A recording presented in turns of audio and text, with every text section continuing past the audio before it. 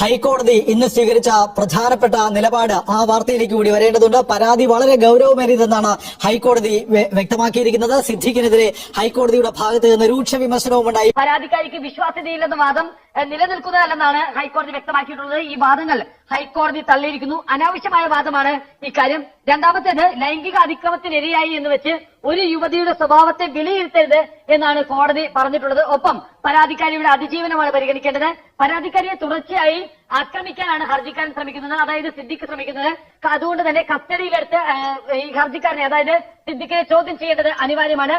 ഹർജിക്കാരൻ വലിയ സ്വാധീനമുള്ളയാളാണ്. അതുകൊണ്ട് തന്നെ പരാതിക്കാരിയെയും മറ്റ് സാക്ഷികളെയും സ്വാധീനിക്കാനുള്ള സാധ്യതയുണ്ടെന്ന ഈ പ്രോസിക്യൂഷൻ വാദം ന്യായമെന്നും കോടതി വിലയിരുത്തിയിരിക്കുന്നു. ഒപ്പം തന്നെ സിദ്ദീഖിന്റെ ലൈംഗിക ശേഷി പരിശോധിക്കേണ്ടതുണ്ട്. ഇതിന് കസ്റ്റഡിയിലെടുക്കേണ്ടത് അനിവാര്യമാണ്.